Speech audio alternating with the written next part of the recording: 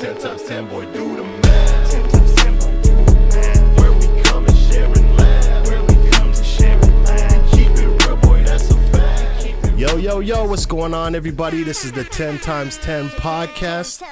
I am your host, YK the Mayor. Today I have a special guest with me.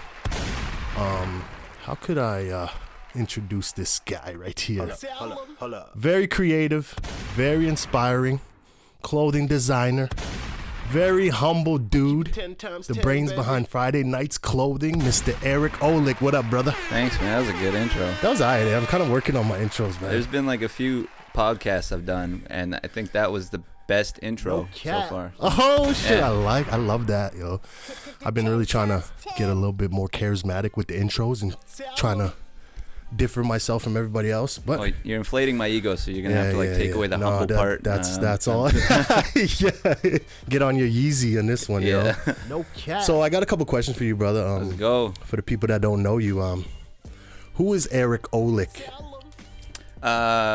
Like as I don't know. I'm a lot of things. I'm a lot of people to a lot of people. You know what I mean? Mm-hmm. I would like to know who you are to everybody, individually. Yeah, it could be a long list, but it is a long list. You could kind of break it down a little. Not bit. to be like all cheesy and shit. I'm obviously like a brother and a friend to many, and you know, I'm a son. I'm a cat dad. Me too. I like to. I guess I'd classify myself as my profession as a creative. Yes, for sure. And an organizer of sorts, I guess. Mm-hmm, Yeah, like clothing designer. It's funny. Clothing designer is probably one of the things that's lower down on the list these days. Yeah, and that's I feel like the cheesy kind of thing, right? Is like your clothing designer when it's way more than that. Yeah, it's like when somebody asks me what I do, and I'm like, "Do you got time?" You know. Exactly. And I don't mean that in like a way where it's like, oh, yo, listen to all this shit that I'm doing, but it's like I actually don't know how to describe it, so I just word vomit a whole bunch of shit, and something usually sticks. But yeah, I guess you can call me a creative, you can call me an event manager by trade, clothing designer for fun, amateur illustrator. Ooh, you know. Damn, yeah, man, you're like the king of flips, man. That's what I forgot to put in the intro. You're like the king of flips, man. I'm like, phew, it's things you do, bruh. Thanks, man. Yeah, I mean, all in all, I guess. You know, my bread and butter's Friday nights, and you know, my favorite thing about what I do, whatever it falls, how it falls on that list is, you know, the people that make my world go round. So whoever I am to those people is, you know, who that's who Eric Olek is. You know? Yeah, I feel that.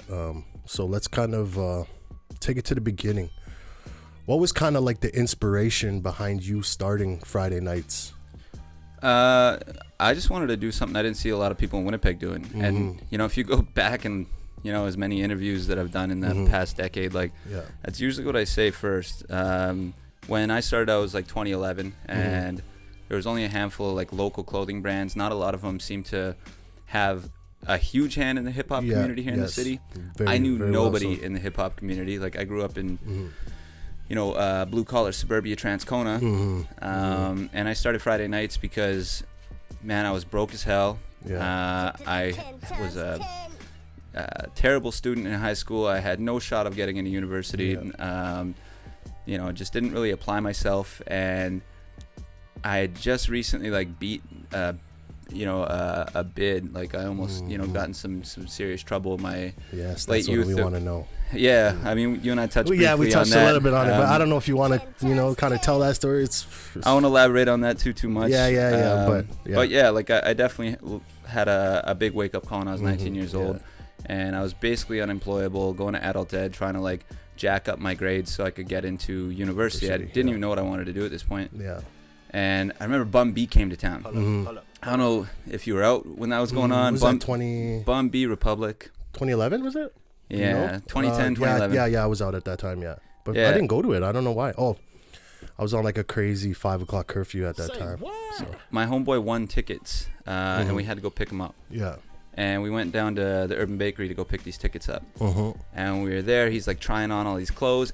And I'm fuck, man, mesmerized at everything they got in there. You know what I mean? Urban Bakery was dope back in the day. Yeah, and this is when like LRG was popping, and what else was massive back, like Undefeated, the Hundreds was 10 Deep and shit like that. Yeah. So, you know, everything there, I'm like just looking at. I'm window shopping, right? And I didn't have $1 in my pocket. I was going to this Bum B show on the free ticket of a homie who won these tickets. Yeah. And I'm like, man, like, this shit is crazy. And I remember he like snapped up this jacket that I really wanted that day, and he was it was a homie of mine who worked for CN. Yeah. We were 19. He's balling. So he had bread. 20. You know that CN bread is long. And I'm like, man, if I had this kind of bread, I'd buy this. I'll buy this. And I'm thinking of everything I would do, everything I like that I would create. And that's kind of when I like got inspired. I was like, man, like if I just made my own shit, I love that. Try to like develop something that combines my love of hip hop with this newfound like. I thought I had style, you know what I mean? Because I matched my green Nikes to my green sweater. I'm like, fuck, man. 2011, 2010 was a crazy time, though. Wearing size 38 waist jeans. I'm a hard 32, by the way. Now it's skinny jeans and everything, but yeah. Yeah. But yeah, so that was kind of like what started like the thought process there. And then I ended up getting a job working at a convenience store in Transcona. Okay. I was there for like 6 years. Oh, wow, And while I was working there, I started developing, the idea to start a clothing line. I had some of the stupidest fucking names that you can imagine. Do you remember some of those names at all? One of them was like Up and Comers with a Z. Okay. And like the U had like an upwards pointing arrow. Yeah. There's some pretty bad ones, but I slept with like this pen and pad next to me for, a few days or weeks, I should say. And one day it just hit me, man. I'm mopping the floor at this convenience store on a Friday, wishing I was doing something else. And it was like, boom, you know what I mean? Man. I love that, bro. That's crazy to hear that story of how it came about. That's awesome, man. Yeah.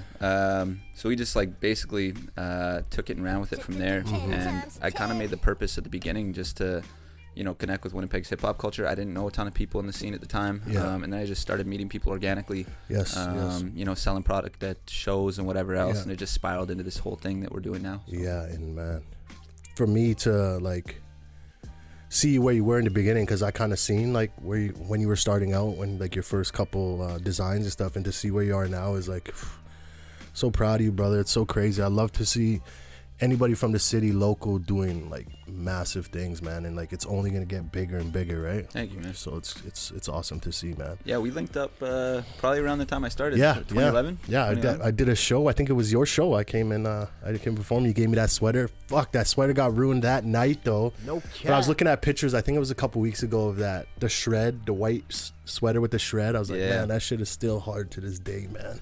Peter designed that. That was like our first OG logo with all the old English. Like. Yes, man. So like, do you remember like the very first piece you ever made? Yeah, it's just a logo tee. Just a logo.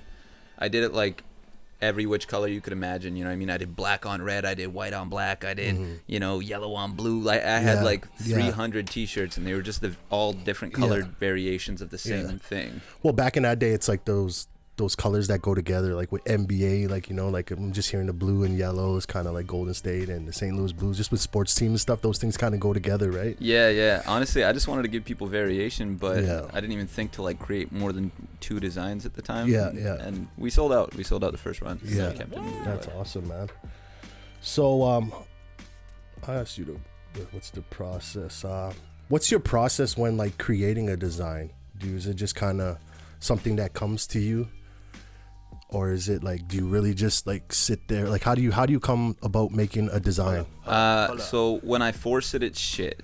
Yes. You know what I mean? I find with anything that you force is kind of turns to shit, right? Yeah. Like I had, like when I started, it would be a lot of text-based graphics, or I just spit out a loose idea onto like a receipt, when I was at work or something. Yeah. And then I'd toss it to Peter, my homie Pete, who's on your show. I don't know if this episode's gonna air by the time this airs. But yeah, Peter will be dropping Friday, and this one's gonna be after that, so it's perfect. Okay, perfect. right on. Yeah. So Peter, I would just hand him a napkin sketch basically of something, and he would turn it into a graphic. Yeah. He's very tech savvy, eh, Pete? He's crazy, bro. He's a beast. He can do everything. Like we joke, he could like build a ramp, paint it, and then show you how to skate it. That's like, what you know what I mean. I was talking when I did the episode with him. I was like, bro, I like watch your social media and just like the handy things you're creating in the shop. Yeah, I'm like, bro, how do you do that, man? Like, what the fuck? It's so crazy, man. I'm mad blessed to have that guy as like both a friend and a business partner, and just a creative mirror in a whole lot of ways. So okay, sorry to cut you off, but what were you saying? Oh no, I was just saying, he played a big part in most of the designs like early on. Yeah.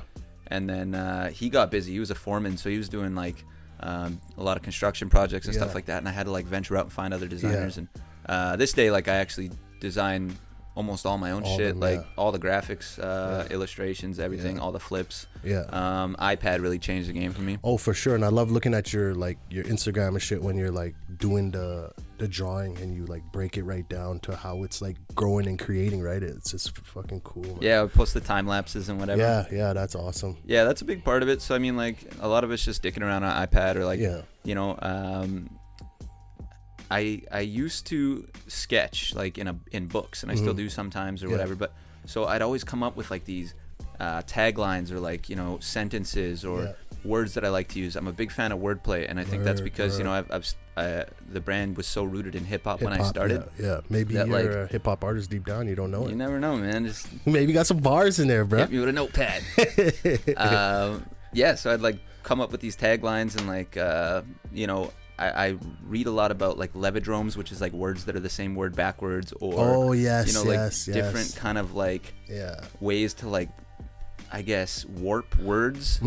And that's how like my graphics started coming out, is these kind of like clever spins on existing ideas, not necessarily even flips at that time. And then I would draw images. And then I'd go through the sketchbook and I'd be like, oh, okay, so I wrote this and it goes really well with this image. You know what I mean? So like, and that's how a lot of graphics came out. Like this, I got this rose tattooed on my arm. So it's like this rose with a broken broken wine bottle. Did you just recently get that? Because did you have that as a design? I had it as a design. I remember seeing that. And so I drew the graphic, and on the bottle it says, "We're gonna be sorry." But that was something that I wrote, you know, on a different page of that notebook, and then I like kind of put 2 and 2 together. Oh, that's dope, bro. So that's kind of part of the process too, is just like letting my ideas marinate for a while and then coming back to them. But like just recently we dropped those Tough Luck jackets. Tough Wolf, man, and it looks like people are going crazy for that shit. Yeah, they sold out in a day. Oh, that's wild, man. Those jackets are fire, bro. Right when you showed me them before we even did the shoot. Yeah. And I was like, bro, that's tough. Yeah. No pun intended. So with those, like the process was entirely different though, because homie came into the spot to get some custom t-shirts made at our studio. And he's like, yo, I got these jackets, you know, they're made in Canada. I'm like, you know, they're made here in Winnipeg. And he like brought in a sample. I was like, I'll take 30. Oh, you know wow. what I mean? And then so we like tried out 30, and then I'm like sitting on these things. We kept them super limited. And I like that when you do that. It's like makes people feel like, you know, like people don't like sometimes when you have something that a whole bunch of people have, right? Bro, like, that goes all the way back to high school. For real. Yeah, I remember like walking, I'd have like an NYC hoodie on or something I got from Athletes World. I'd go into school, I'd see somebody else wearing it. I'd be like, exactly. Who's taking it back? You got the receipt? Actually, I've taken sweaters back before because I've seen other people have them. But yeah, so I ended up with 30 of these jackets, and I'm like, okay, well now the pressure's on because, you know, the season's coming up. I gotta drop these. Yeah, you got to. And I didn't have an idea. You know what I mean? I didn't, like, the process hadn't even dawned on me for what I was gonna do with these jackets. So I sat on it for like 2 weeks, and I'm like, every bad idea, it was like when I was trying to think of the name Friday Nights, every bad idea was coming out of my brain. I'm like, what the fuck am I gonna do? And it was actually my homie Danny who he's like, yo, just go on some workwear shit, bro. Ooh, he's shout like, out to Danny. Yeah, so I really gotta thank him for the creative on that piece, man. Yeah, that's crazy, man, because that jacket, man, that shit is crazy. I love that shit. I have one. And like some of your designs, like is there some places where like some crazy ideas come to you? Like me as like a hip hop artist, a lot of my bars come to me like when I'm sitting on the toilet or I'm in the shower. Like is it anything like that with like designs? Sweeping or mopping. Oh wow, that's crazy. Yeah, and it's still to this day from when I worked at that convenience store. Because what the initial years when I was building Friday Nights, you know what I mean? Like I was going to Red River College in the day. And then I was working at this convenience store from 2 to 10 p.m. And then, you know, if FK stuff had to be done, you know, it was either getting done on school hours or in between school and work. I actually took a 2-year hiatus when I was in school for the most part, but when I was working there, man, it was like FK and then work. You know what I mean? At one point, my office was on top of the convenience store. I rented a space from them. and that's where I stored all my shit. So I'd like go there, and then I'd work, and then I'd go downstairs, and I'd get behind the counter. I sell people smokes for 8 hours. But at the end of the day, I always had to sweep and mop the whole store. Yeah. And that was my quiet time, you know what I mean? Yeah. So like I just throw my headphones in, or I turn the radio up, and that's when, like, you know, probably 2-3 times a week, I'd have like a boom idea, and I just drop the mop and I go grab a piece of scrap paper and I draw something quick on it, just so I wouldn't forget. That's crazy. Even now, if I'm like mopping or sweeping, it's just that, like, it's like cathartic almost. You know what I mean? Yes, like, for sure, bro. Yeah. That's awesome, bro. Have you ever thought about like making a design with like a sweet broom? Mop? Yeah, sweet mop thing, something. No, I don't know. Yeah. I haven't actually, but I always try to relay my experiences in less literal means, though. You know what I mean? Oh, so like, yes, got you 100%, brother. Got you 100%. That's awesome, man. Yeah, Friday nights, man. I look at it as like a staple in the city right now, man. You know, like you guys. Like I said before, man, to see where you guys were and to see where you guys are now is like mind blowing, man. I'm just proud of what you're doing, brother. And it's actually crazy to hear you say that, man, because like, you know, to me it's still like this little thing, you know, even though it's my full-time job now, it still like seems like this, like anytime somebody says something like that to me, or like I was talking to this young designer that I follow on Instagram, who was saying, you know, tell me how I paved the way, or this or that, calling me OG. I'm like, I'm 30, bro. I'm like, don't be calling me that. Yeah, that would they be calling me too. I'm like, I'm 32. Am I OG now? It's like, no cap. But it happens so gradually, like when you do something, right? Like, you know, all we ever did, people ask, you know, what was your secret, or how'd you get to this spot? And it's like, man, all I ever did was not stop. Exactly. Like, just grind, consistent, persistence, you know, everything, man. When just hard work, right? Yeah. So when people say we're a staple, I'm just like, damn, man, I'm just out here. Like, I'm not trying to like do that, you know. And it's crazy because it's just like starting too, like, you know, it's just only gonna get bigger, right? Yeah. So it's like crazy, like to look at, like I came to your shop the other day and just walking around in there and just seeing the space is just like crazy, because I've seen you like out the trunk, right? At the Forks, out the trunk, doing it at the skate park, selling shit at the skate park and shit. I'd pull up and grab a couple things, and it's crazy, man. Yeah, we used to pull the U-Haul up to the Forks. Yeah, that's what it was, a U-Haul. You'd have a U-Haul at the Fork, and you're just banging out the trunk, man, you know? And now your space is just, it's crazy, man. So, yeah. Props to Friday nights. Yeah, it's been a grind, man. It's been a long minute. A few moments later. Okay, moving forward.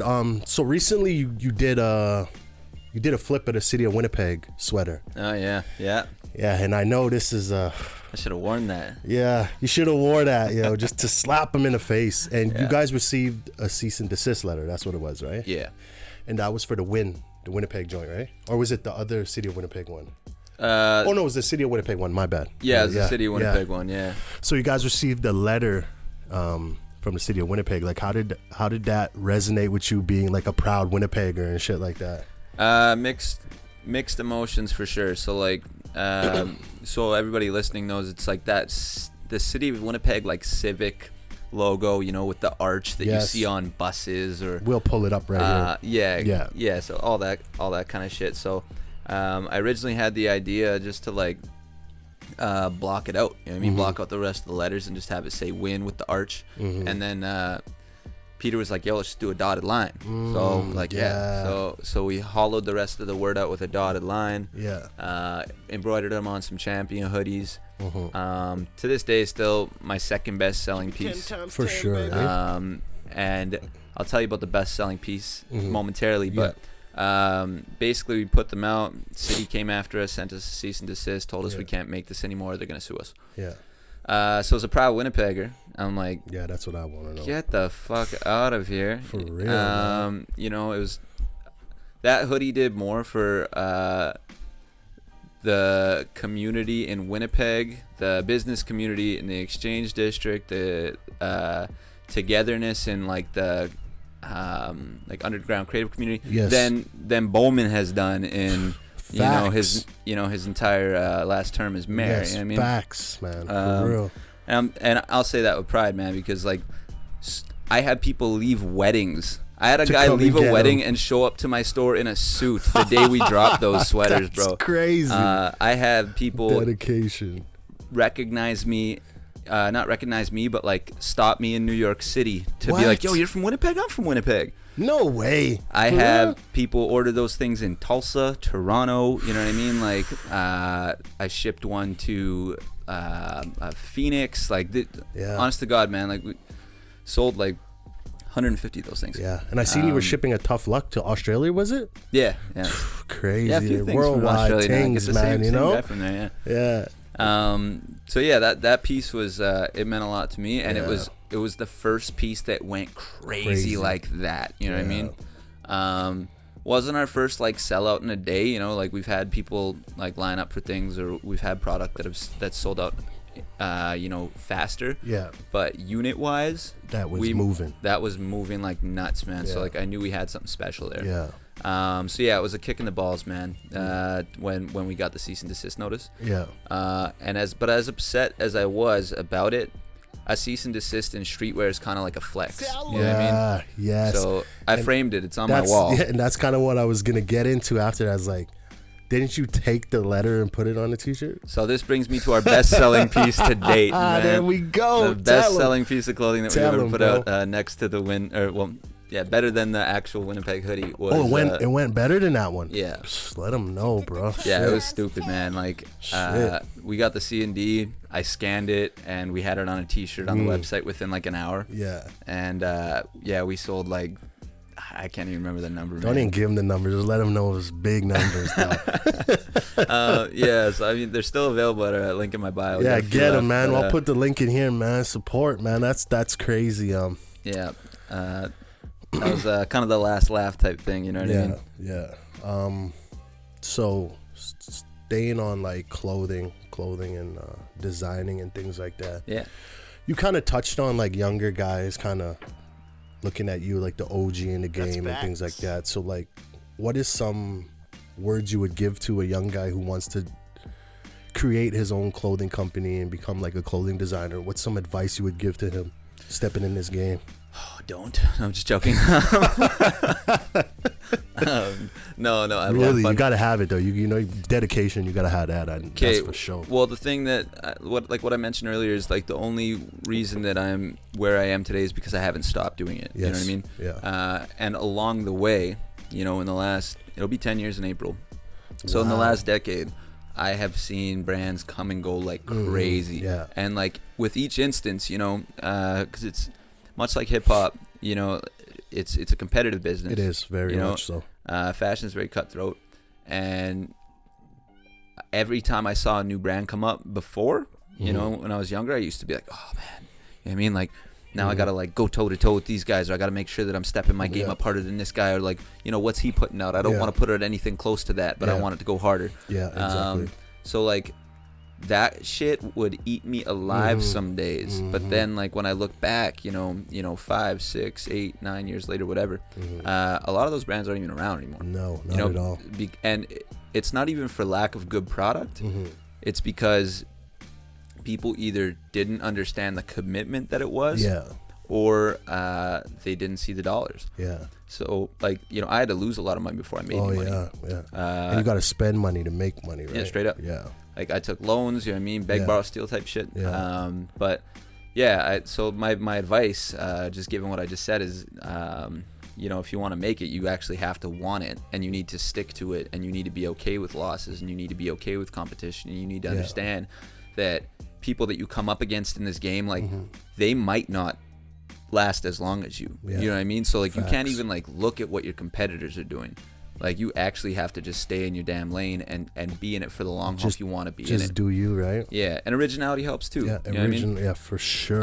That's my other thing is like as a clothing designer or even as a rapper, like it sounds very similar. Like it's just how you're explaining it is exactly how rap is to me. Yeah, it's exactly the same. Yeah, I mean, it's a little less aggressive. Yeah. You know what I mean? I'm not like there's no clothing designer beefs, is there? Or clothing wear beefs, is there? Has there ever been in history? I've had a couple. Oh, okay, well. But let's not speak on that, man. We don't give them no clout out here.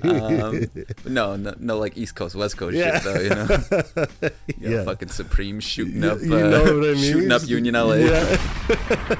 That's funny, yo. No, but, I mean, so like hip-hop, or clothing or anything creative really, I think you don't want to be like referred to by someone else as what's another way I can describe this? If somebody like walked into my shop and had no idea, you know, what Friday nights was, and they were with a friend, and that friend was like, "Oh, they're like a Winnipeg XYZ," you know what I mean? Or it's like if somebody like compared you to a certain rapper. I think that like it's like saying I'm a Winnipeg Jim Jones or something. Yeah, right. So like you almost want to be indescribable, right? So when somebody comes into our spot, that's kind of one thing that I always strive for anyway. In like the last few iterations that like, you know, or like the last few entities that we've emerged as, whether it be a clothing store or a creative studio.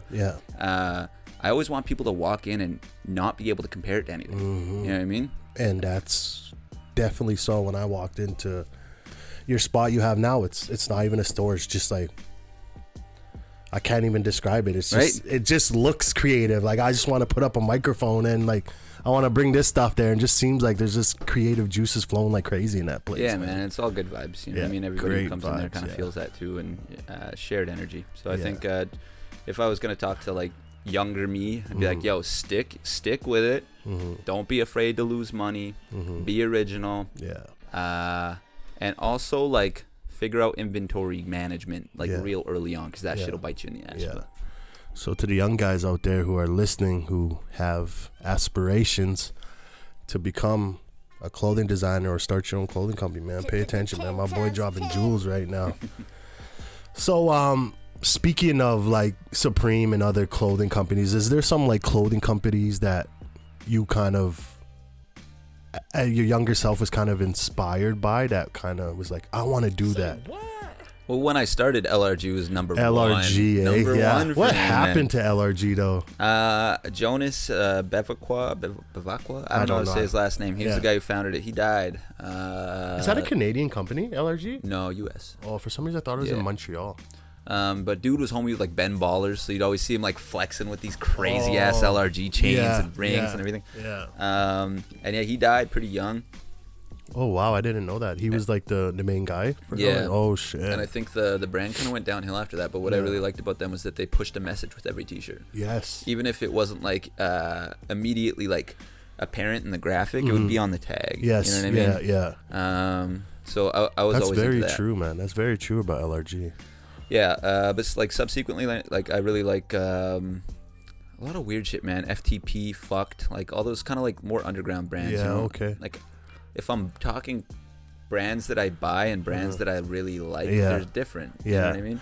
So let's do this. Let's say, can you name 3 brands that you like, that you buy, and then 3 brands that did you say like, was it?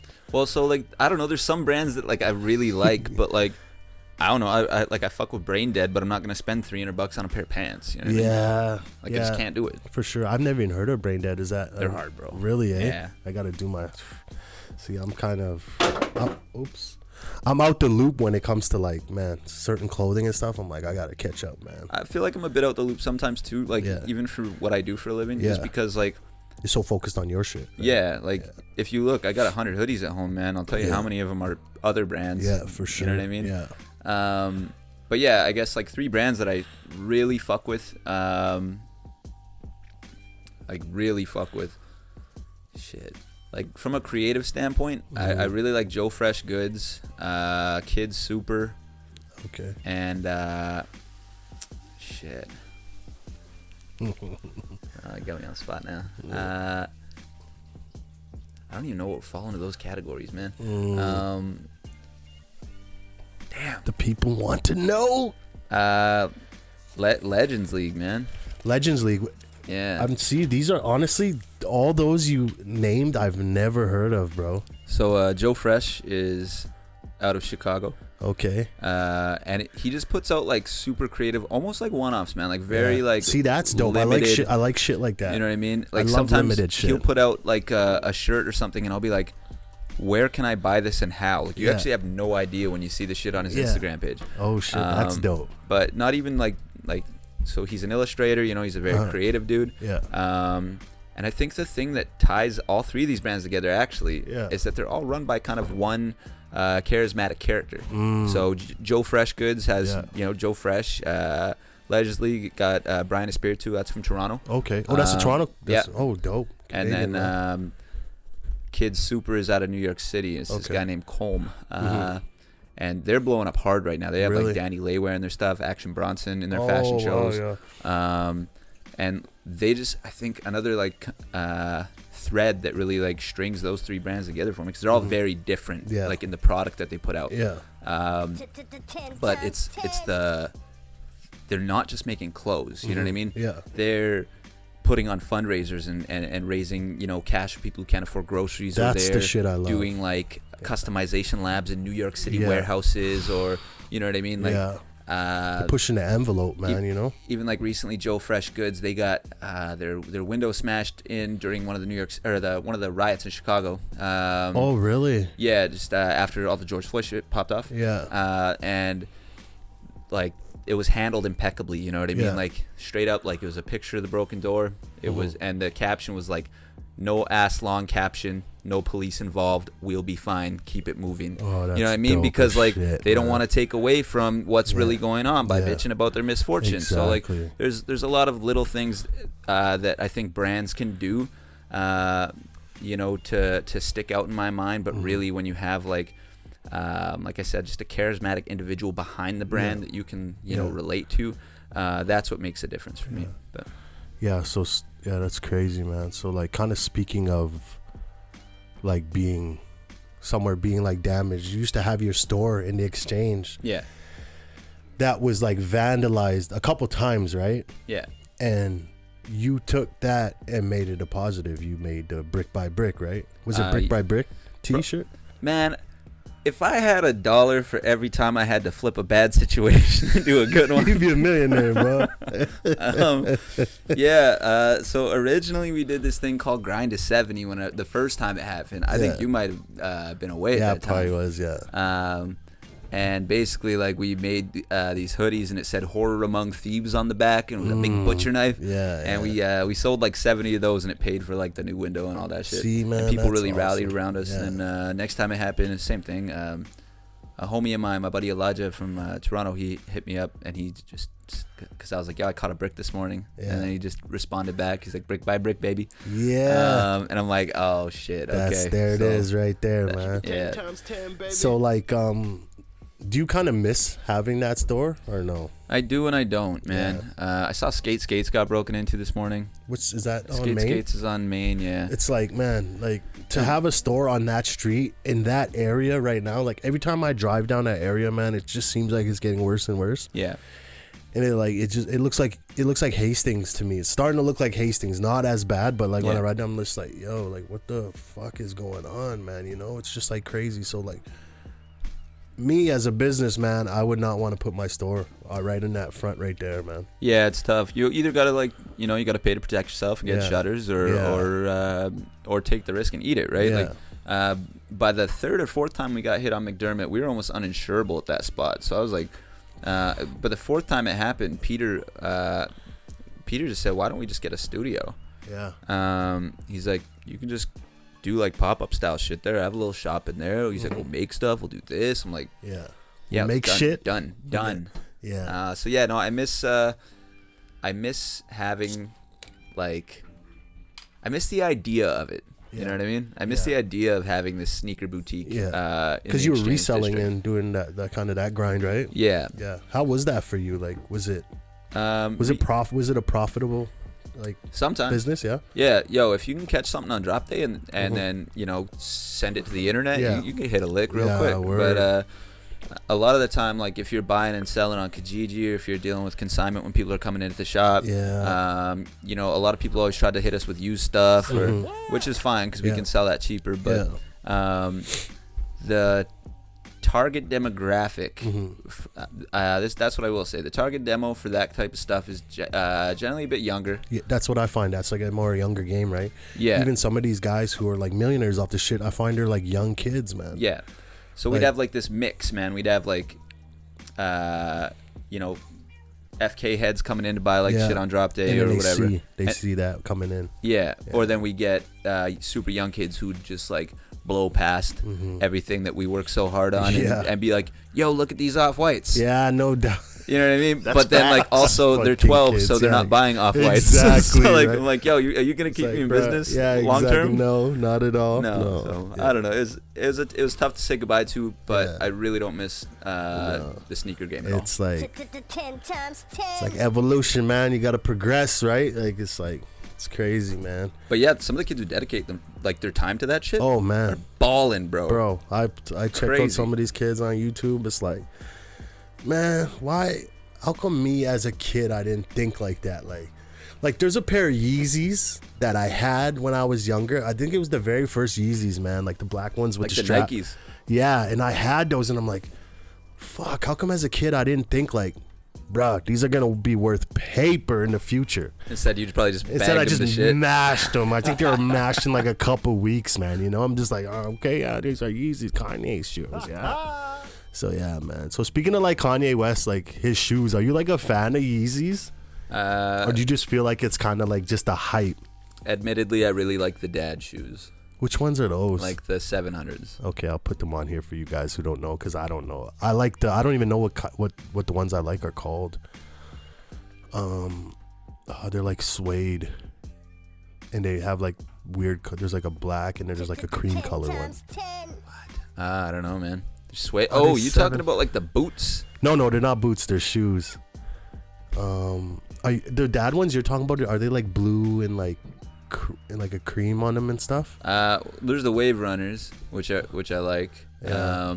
Those ones are actually modeled after a jet ski called a Wave Runner. Oh, really? I didn't know that. Yeah, you can look at a Wave Runner jet ski. It looks just like the shoe. It's messed up.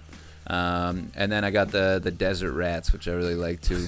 Yo, you got a couple joints, eh? I don't got the Wave Runners. I really want them. If anybody get a pair for the low, hit me up. Yeah. There you go. Yeah. Oh, what were the ones I like called? I think they're the five. Are they 500s? Is that the ones? I always get the 5s and 7s mixed up, to be honest. Yeah, let me see. Let me Google you gotta do here. something other than a number. Actually, the Wave Runner is a colorway. It's not the actual model. Yeah, 500s. Those are the ones I like. Low cuts, not the high tops. Okay, yeah, those are the ones. Those are the joints. These are the ones I like. The 500s. Yeah, those are the ones I got. Yeah, these are fire. I think these are fire. So I think the 700s is the boots then. Yeah, it must be. Let's Google it. And they got some cool colors for that, right? I sold sneakers for like 2 years, man. I don't know this. Yeah. And like all these Jordans and like, bro, I'm just like, I never the 7? Is that the Wave? This is 700s. Okay, yeah, Wave those are the Runners. Waves. These are Wave Runners. Right. I knew these are the ones. That's See, I my said shit. cream and Yeah. like a bluish kind of. Yeah, I seen someone wearing these today at Polo Park actually. Word. Yeah, and yeah, I'm not too much of a fan of those ones. These look like some like. You know what, man? They're new classics. Yeah. You know what I mean? Like, I think that's the thing with Yeezys is because they're collectible. Yeah. And they hold their value like a mother. It's crazy. You're going to see that in, 10 years from now, 15 years. Just the way, like, I'd get dads coming into my store with their kids. You get 2 generations of hype beasts, in the shop buying Jordans. And it's because the dad had such love for that, right? Like, guy right now is like, but between 35 and 45 years old, they grew up watching Jordan play, for sure. And they're big Jordan heads. Yeah. So I mean, you're probably gonna get that with Yeezys when a lot of these kids grow up and Oh, be for like, man, sure. I remember these. Yeah. Yeezy's gonna have GOAT status, and that's hands down. People see Yeezy as the GOAT right now, right? Yeah. Keep it 10 times 10, baby. All right. So like, sticking on the Kanye shit, like, even like his slides, not a fan, but those things are like mad expensive. They look like jail shoes to me, bro. Like, Yeah, I was they do. wearing They those do. in the Reman Center. How them bitches, like, how much are they, bro? they pretty dumb, man. I think they're a couple $100. That's crazy. Just go to the Reman Center for a day, come out and sell those. That's crazy. It's wild, man. It's crazy. Yeah, these. How much are they going for? Oh no, these aren't them. Where are they? Right here, $260 on StockX. Yeah. $260 for these damn. So see, that's an investment because those ones were easy to cop retail. Nobody Yeah. bought them. They took like a week to sell. So out. it is an investment, eh? Like it is an investment when you buy Yeezys. Yeah. Yeah. Sometimes depends on the one, and it's Yeah. hard to tell which one's going to be the one. But Yeah. So, moving forward to some funner things. Before COVID hit, you guys, I don't know who it all was, but you and a couple friends, I guess it was, kind of came up with this cool concept. Say what?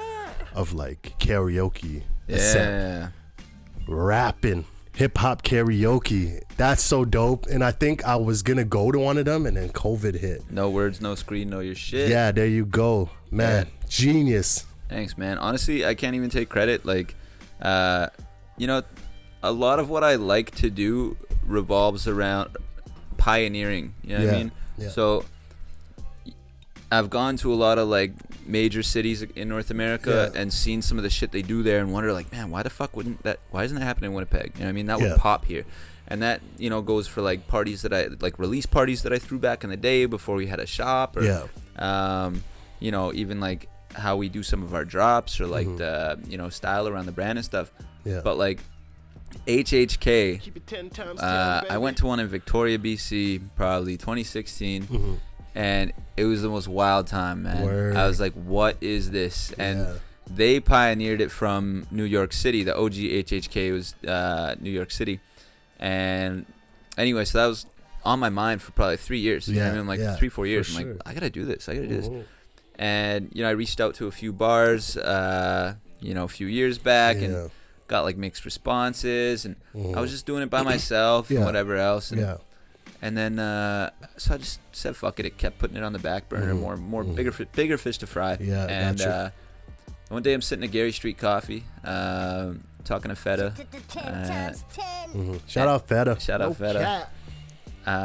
And Feta is one of the most like get up and go guys that I know. You know what I mean? So like, he's like, I'm telling him about this idea, and he's just like, fuck, you go on about this. You go on and on about this. Let's just fucking do it. And I'm like, that's facts. I'm like, okay, like where? He's like, let's do it here. Yeah. I'm like, at the coffee shop? Like Dope. at the coffee shop. He's like, yeah, fuck it. We can fit like 50 people in here. I'm like, sure, I guess. You know what I mean? So yeah, it's like me, Feta, and Steve were sitting there.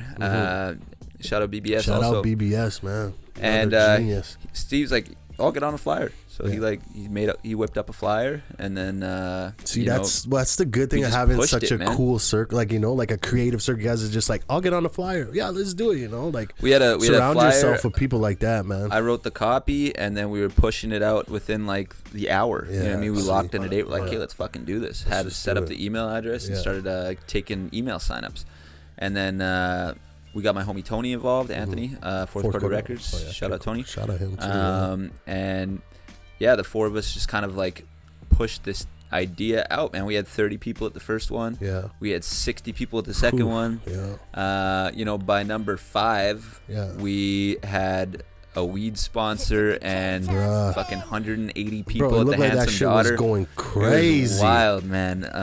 That shit looked like it was going crazy, man. I ain't gonna. We got the text line. You know, people could text in. Yeah, and that was dope. Like the commercial and everything. Yeah, you guys, man, I swear. Yeah, so I mean, awesome. That was like one of a few things that we had going right before COVID popped. You know, and it. While it's on the back burner for now, like I think slowly but surely we'll bring it back, but not until we can pack people into a bar. Exactly. There's no point in doing it if it's like you can't. Right now, what is it? You can't even have what gatherings up to 6 people, so it's like it's fucked. Even when you could have like more than 10 people, like even when you could have 50 or 100 people, like you still couldn't be standing. Yeah. You know, you're sitting at tables. Yeah. Like that's not the vibe. You know what I mean? That's not. What are you gonna sit at a table while someone's getting hype on their karaoke shit? It's like, nah, man. Well, I feel like the way we did it too, it was, you know, you don't have a teleprompter, you can't read the lyrics, you can't hear the lyrics, we just give you the instrumental. Exactly. You actually have to be ahead and know the fucking song, so lyrics, that you can bring that same energy to your performance. But like people are gonna get, like, because myself included, people are gonna get like, I don't know, self-conscious or nervous if they're going on a stage and all of a sudden there isn't, you know, 100 people standing in front of them. Yeah. Right? Yeah. Because like we built that up. Exactly. You know, that was the thing. Like, you want to come fucking perform like a rapper? Like, yeah, exactly. And that's what I was just gonna say. It's like, know? Being a hip hop artist. If you're at a show and there's like 5 people, yeah, you're not as hyped to straight up if you're at a show and it's like 500 people, right? So how is that? Like I feel like every artist has had to perform for the floor at least once in their career. I've performed to the floor a couple of times in my time. You know what I mean? How is it like keeping that energy? I just, I just like, fuck. I just try to stay positive. And I just give them all just thinking, what if there's someone in here who I don't know about who is somebody, you know what I mean? So I would just always just try to give it my all, but or if there's like one person there that's super jacked to see you, and it's just mean? like a crazy fan, It's just like, I'm gonna give this one person a show out of these 5 people. Fuck it, man. Like, I've had a couple experiences like that, man. So I mean, you just gotta take it in stride, man. Just give it your all and just keep it moving. Yeah. So like, sticking on hip hop karaoke, like, you were obviously doing it, right? Did you have like a go-to song? I did a few different ones, man. Yeah. I did some Push. I did Push. That's your dude, eh? I remember we bought Push here. You came, right? You came to the show, Push, right? Yeah. Who else? I choked on a J. Cole song. I choked on a Joel Ortiz song. Another thing I was gonna ask. Like, is there literally some like funny chokes that happen there, like with people? Not even funny, bro. It's like honestly amazing when somebody chokes. I dreamt about hip hop karaoke last night. Word? Yeah. And in my dream somebody choked. Crazy. And the crowd helped them like get it back. And that's actually what happened at the event, man. Somebody would choke and like try to walk off and me and Feta got the mics. Yeah. And we're like, no, that's dope. You gotta get back here. Help her out. Dope. You know what I mean? That's like dope. And man. that's honestly like that example can be said about a million different things at HHK for like the people that it brings together there. You know what I mean? I've seen friendships happen there. I've seen relationships start at HHK. That's crazy, man. You know what I mean? Like I think HHK was probably the catalyst for what we have now, like in our new space, and with Make Shit and everything else. Like HHK like is really the vehicle for all of that, like and allowing us to like reach out and meet so many new people and like just touch the lives of individuals through hip hop and foster friendships and like seriously, fucking wild, man. bro. Yeah, such a great idea, man. And man, fuck COVID, bro. Like, fuck for COVID, real, bro. Man. Is this shit real? Pinch me, man. We'll grab this beer. Yeah, pounder, dog, pound it back. Yeah, man. Sometimes like I like wonder, man. With like, I'm not really too much of a conspiracy theorist, but like, sometimes I sit back and like, is this shit real or is it not real, man? It's like it fucks with me sometimes, bro. It's just crazy. Yeah, I'm hoping to wake up soon. Yeah. For real. So I always ask every guest that comes on my show, which is like 3 guests. Who are your favorite local hip hop artists? Oof. Keep it 10 times 10, baby. YK. Yo, I don't gotta say me, bro. I said that to Peter last time. It's your boy YK. I said you don't have to be nice and say me, but I'm curious, like where your head is at and who you really hip-hop. like, who you're really fucking with right now in Winnipeg. Because there's so many talented people here right now, and it's like, I mean, I'm amazed, right now, man. but always, dude. You know what I mean? Like, there's always been, exactly. Like, did you read that? Like, you were on there, Nigel Weber's list. I don't want to get into that, bro. I'm kind of disappointed. I ain't gonna front, man. I ain't gonna cap, man. I was pretty disappointed. I made one song on there, which was Flatline. Yeah. And it's like, bro, like, how is Hometown not on there? How is Wonderful Winnipeg not on there? Yep. It's like, I listened to the Wonderful Winnipeg mixtape like last week. Yeah, that shit is like, shout out Dow Jones, man. Dow Jones killed that, man. No that doubt. shit did numbers back in the day, but yeah, I mean, I'm so thankful that I was even on that list. But like, I was just like, man, if it's gonna be one of my songs, it's gonna be like Hometown, which like solidified me in Winnipeg, right, in the hip hop scene, But it's like it's all personal preference, right? Yeah. So like, yeah, no doubt, no. But yeah, I guess like Winnipeg, man, like has like actual like deep hip hop culture here, which is super fucking cool. Like, and if there's anybody listening to this or anybody who like follows me on the gram and is watching this too, like, like do your history because like you'll find some gems, man. Some talent. It's more than just what you see right now and the young people who are making moves right now. There's a lot of young people killing it right now, though. Yeah. But I mean, there's like people who paved the way. That's what a lot of people don't understand. Is like there's like some people out here who like really set the ground Big for time. some of these young guys.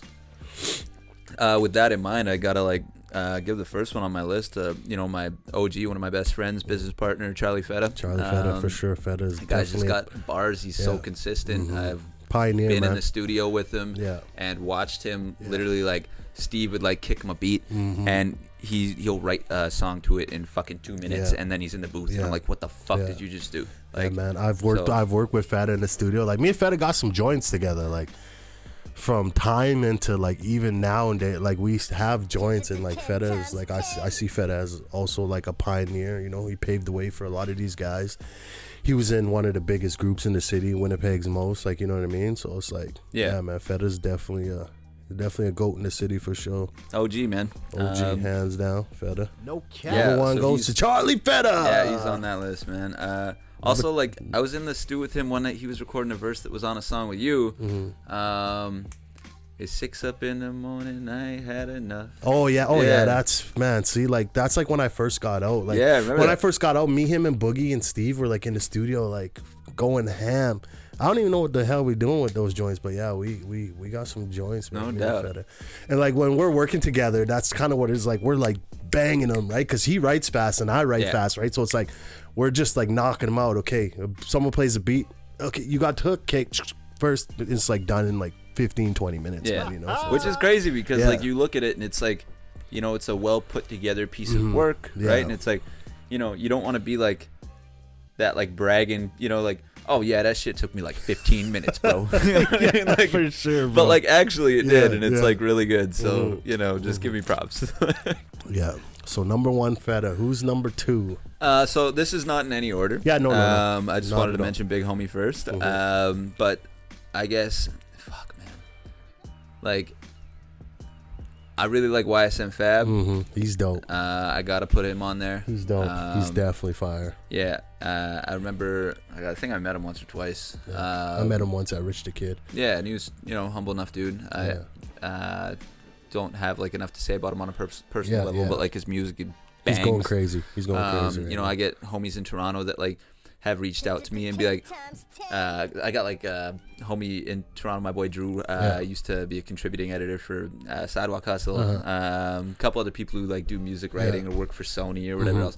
And I've had people like in music, you know what I mean, in music hit me up and be like, why have you not told me about YSM Fab? He's going mad right now. Crazy. So yeah, he's on there. And then who we got? Shit. 10 times 10, baby.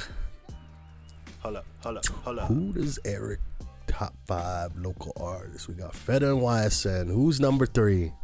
I mean, you gotta put Egg on there. Egg, yeah. Yeah. So like solo Egg or like 3-peat?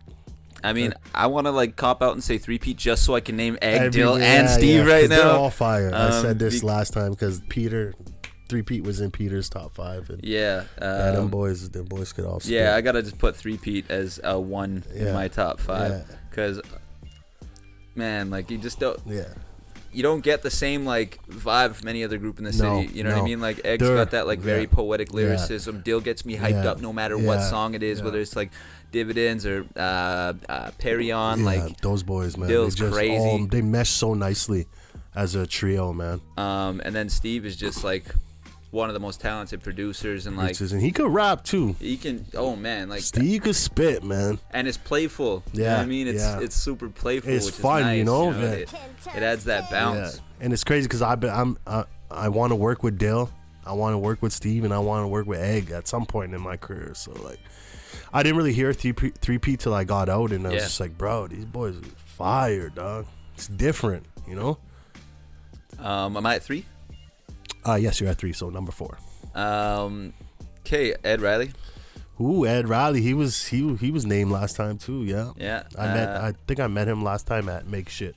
He just came rolling in. I just said what's up. Yeah. Word. Yeah. But I checked out some of his stuff. He got fired too. Yeah, cool young dude, man. Yeah. And I wish Ed, if you're listening to this, he's too cool. He's not watching me on a podcast. He's not gonna watch you, eh? Yeah. Man's like fucking 20 years old. He's not watching me, my old ass on podcast.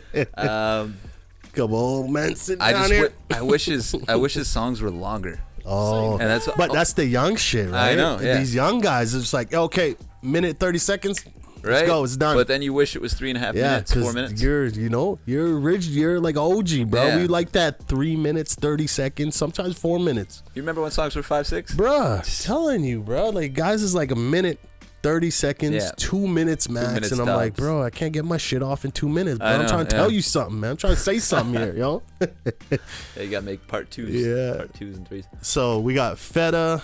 Yep. We got 3-Pete, was it? Oh, we got Feta, 3-Pete, YSN. YSN. Oh, no. Feta, YSN, 3-Pete, Yeah. and Ed Riley, and Yeah. there's a fifth. Who's your fifth, my dog? Man, I can't even give it to a rapper. Like, I got to just It does. call out my boy Sebastian Gaskin There you right go. now, man. Man. Because Man. he's just a super talented young man. Dog. He's a great dude. I've spent a lot of time with Dog. Sebi. Like, glad to, Dog. call most of these people in this list friends. But, like, Dog. fuck, man. Sebi and I have gone in, bro. Bruh. Not to say, like, that I boy have, could like, go in, though. Oh, yeah. That boy could go in, I tell you. I was just... Him and Boogie, man, them boys, man. I was talking about this time today with Sevi, actually. It was like That boy's a we were monster. in Toronto at the same time. Oh. Last July, and he was out there I know that he was was out there with Boogie madness. for something. Yeah, I know and- that was And madness. Boogie stayed in. Mm-hmm. And What? Sebi and Boogie I, stayed in? Boogie stayed in, man. He was behaving. He texted me. Okay. He's like, Sebi's coming out. He's like, take care of our boy. Boogie been on his best behavior Yes, lately, man. though. Shout out Boog. Shout out Bugs, though. I love Boogie too. Yeah, man, that's my guy. But yeah, so Sebi and I like went to this party in like Kensington Market, and it was like this madness, like Jamaican dance party. Oh, there, those there was like cool 4 or attitude 5 bottles of Henny that got poured on the barbecue. You know what I mean? Except dude also poured like a lot of lighter fluid on the chicken, and I was like, okay, I'm not gonna eat any of that. Yeah, probably not. I'm probably gonna be But sick like tomorrow. Sean Leon was there, Biz Loke was there, Jazz What? Cartier was Biz there. was there? Bro, it's crazy. What? Biz got shot there, man. I swear You to were God. there when that happened? I left. We What left. the We fuck? found out the next day. You got shot in the foot or some shit, eh? Something like that, yeah. What the fuck? Free Biz Low. We were oh yeah, he He got told me locked today up he's locked again. again. Yeah, yeah. that boy stay in and out, man. But yeah, he that was Crazy some shit. man. You heard it here first. Don't Yeah, you heard it? Eric was there when Biz Low got it. I left. Yeah.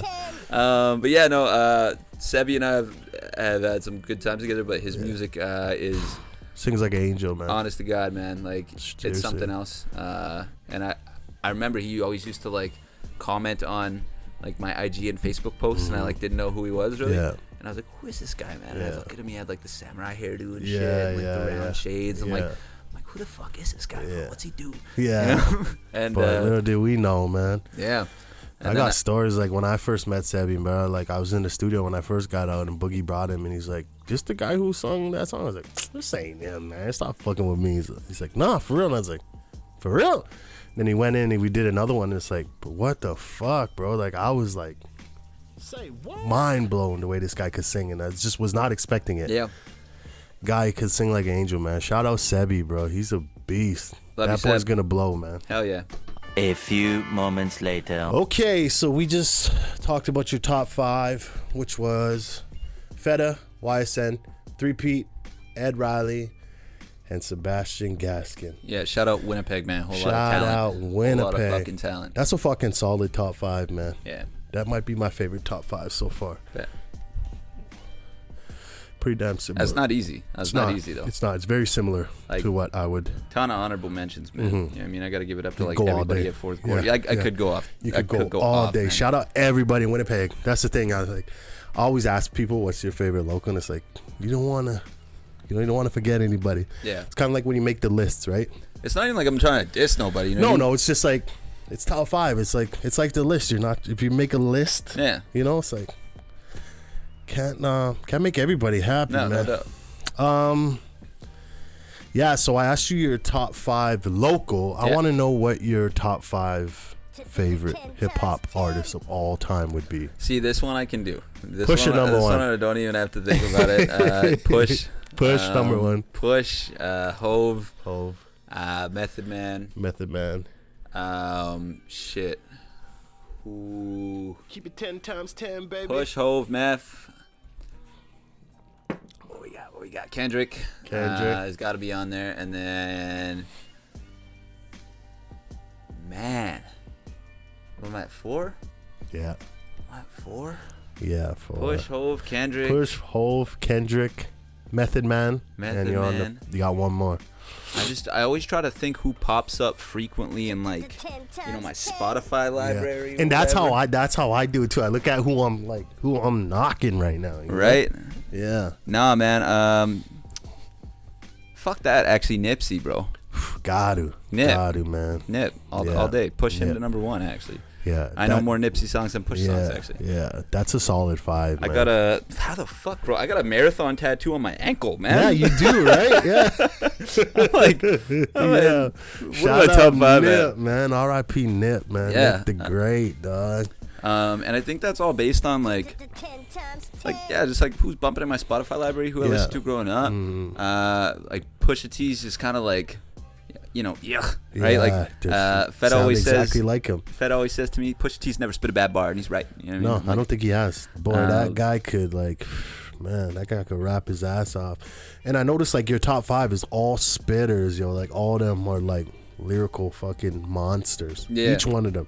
Yeah, all but your like top 5. different, man. Like, you know what I mean? Like Math's super smooth with it. Like still kind of like a ladies' man. Still Hove is Hove. Yeah. Yeah. I think Nip is like fucking just like could spit, but he's spitting you knowledge. You know what I mean? Like he's like. Yeah, a lot of that, but also like with Nip, there's the big community component too that resonates with me. Yeah, for sure. Anytime people are pushing outside of their craft or using their craft as a tool to better their communities or help others, right? Because like he was a rapper, but like he wasn't just a rapper. You know what I mean? Way more than He's that. an activist, or he was, you know what I mean, like a spokesperson for his damn hood. Right? Exactly. Like, it's like the Malcolm X of hip hop, man. Yeah.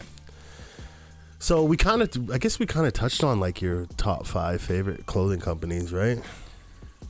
Yeah, I mean, I'd have to give it to those. I'd give it to those 3 for sure. Yeah, that I mentioned earlier. Okay, so let me ask you a little bit more like personal shit. Are you like dating anybody right now? Yeah. You are? Yeah. Okay, so in order for you to have like a healthy relationship, like what do you think are some of the things that you need to do as a man in order for your relationship to be healthy, I guess, so to speak? My big thing is just like family, friends, and like extracurricular. You know what I mean? Yeah. So like, as long as I have a healthy balance, in between like getting to see my people and spend quality time with people, and get to like do my job and kind of like my hobbies and shit. Yeah. So you know what I mean? It's like I like to take time for myself. I take time for my people, and and my work, which is my one of the most important things to me. And as long as those needs are being met, like I'm happy. I think in a relationship for the most part. I don't know, man. I'm not like an expert or a seasoned dater by any means. You know what I mean? Like me that had like 2 like serious relationships in my life, so it's like if anything, I'm asking these questions to get advice from you.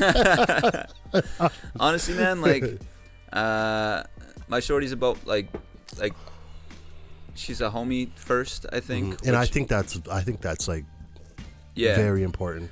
And she supports me in my work and gives me space if I need it and whatever, and I think that's awesome. Those are big things, right? Like So like what is like the first thing that like catches your eye when it comes to like a female? Like, I mean, you got to tread carefully in this situation, or no, man. What's a quality? Okay, let me rephrase that. What's like a quality that really like hooks you? Like, you know what I mean? When it comes to like a woman, I guess. How they treat other people. 10 times 10, baby. Yes. That's one of the biggest things for me. Yeah. And also because like I grew up, bro. Like I was not a fucking ladies' man or something by any stretch, bro. You know what I mean? Like you go like 6th grade, 10th grade, whatever you want, man. You look at me like girls were not looking at your boy, man. Like, so like got a serious glow up, huh? I learned in my early 20s that like people who were rude to me before that were trying to be nice to me then. You know what I mean? Like I didn't give them the time of day because I knew how they treated other people that they didn't feel like fit a certain scope for them, right? So I think standard for them, right? Yeah. So the biggest thing to me is like, how do you treat others? Yeah. That's awesome, bro. Because some people are just shallow, and it's like, oh, she looks good, her face is good. So I like it's her. not even like how you treat others that you're romantically interested in. No, But it's like, just people, right? in general, like how you talk to the how you go guy out to at eat, the grocery store, exactly. you know, Or how you go talk out to eat, and how you, if you're rude to like a waitress or a waiter, like yeah, that's awesome. I think that's a really good quality to look at in people. And like in my situation with my shorty, she was like, man, she's like a people person, very selfless. She like puts others before herself, right? So it's very similar, and I feel like that's kind of what hooked me in, right? Yeah. Was like she's kind of takes care of so many people, and she doesn't really think about herself too much, and it's like it's crazy, man. Also, it's shout out just my like, shorty. For like goal, I'm attracted to people who are goal orientated, want to push for themselves and stuff like that. Like, I'm a hustler, man. I'm always gonna be a hustler. I'm always gonna be busy. You know what I mean? And it's also one of those things too, like relationship building and like talking to strangers. And those are all qualities I find attractive too. If you can go to an event or a party with somebody, you don't gotta be like on someone's side the whole time. Yeah, you know what I mean? That's awesome. Yeah, that's good, man. So I guess I had another stupid question I want to ask you. I don't know, but let's go. If you could, think about like your dream woman, what would she look like?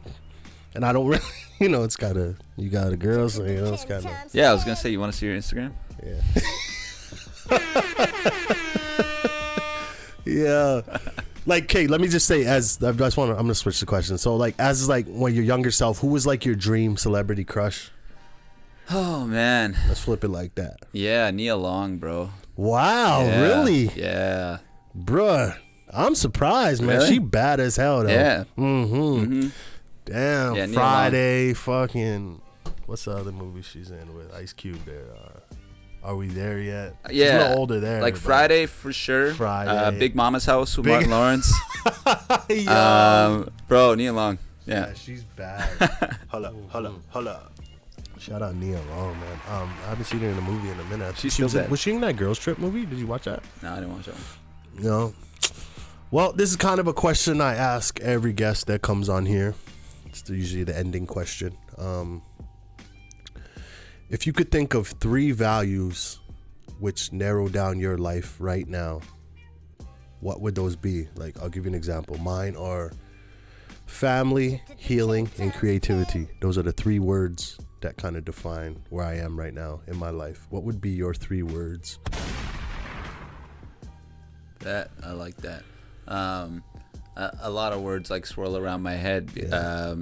And man, it's so weird that everything that I think about is always rooted in work. I was having this conversation the other day. Bro. Yeah, I was having a conversation the other day about how like, so I have this like cool idea that I want to do. Yeah. And the first thought that came to mind, I'm like, yeah, that'd be cool. I'm like, I don't think anybody would buy that though. And then immediately I like had to stop and check myself. I'm like, why do we immediately try to like capitalize everything? You know what I mean? I'm like, why can't I just do this because it's cool? Do it out of love. I got this new project coming, and it's kind of not gonna make me any money, but it's gonna be super dope. Yeah, so, there we go. That's you all I'll guys say on heard that it for here. now. But anyway, so I think just with that in mind, like work in mind, the things that actually mean things to me when I take away the capitalism component. Our community. Wow. Yeah, like community's number one. That's awesome. And I know that I wouldn't be anywhere, without that. Or you wouldn't be who you are, right? I guess. No, man. I wouldn't even have like people to do shit for. Yeah, you know what I mean? Like that's like, so yeah, community, creativity, like you said. Honestly, man, that's got to be one of my top 3. Yeah. 10 times 10. And then just like peace of mind. Ooh. See, I love asking this question because I love to see where everybody is at, right? And it's like everything's always so different, like it should be, and it's just cool to see, man, and that's awesome, man. Community. What was the second one again? Community, creativity, and peace of mind. Yeah. I think that last one's important to me, man, because like I haven't always had it. You know what I mean? Damn, that's deep. Yeah, I worked to get it, and now like it's one of those things that I try to hold on to. Yeah, but you like, got to. You don't always have peace of mind. No. But it's so when I have it, I value it. Yeah, for sure, bro. So yeah, man, we're coming up on like 70 minutes. I could sit here and talk to you, bro, for probably like 3 hours, bro. But yeah, that's all I got for you, man. I appreciate you coming through and sitting down with me and taking the time to come and bless your boy. Most definitely. And, thank you for having me on here. For the people that don't know, man, you are a staple in the city. Friday nights is a staple in the city, and you guys are only going to grow and get bigger. And No cap. I appreciate you, bro. And I look at you as a homeboy. I appreciate you for coming through. And What's that? much love, my brother. You got any shout outs you want to get to anybody? Honestly, man, just my whole team, like all the homies, my partners at Make Shit. Shout out to Make Shit, man. If you guys need to get anything made, man, hit my dogs up, yo. Yeah, low key plug, man. We got custom tees for $35. Everything, man. That Kobe tee. You trying to start a clothing line? Hit us up. You got like there you go. You need 100 masks? Hit us up. Yeah, there you go, bro. You just want to buy a T-shirt off Charlie Feta? Hit us up. But no, shout out to Feta, just Tony, want and to put your Peter, face man. on the T-shirt and hit them up. Anything, bro. I love those guys, man, and like solid team, man. Solid team. And they hold me accountable, and they just make fucking work fun. Yeah, and that's great. When you could go to work and you could enjoy it, that's a blessing, bro. You know, big time. Yeah. Shout out them. Shout out just everybody that fucks with us, and shout out my mom as always. Yeah, shout out mama. Shout out my mama too, man. Love you, mama.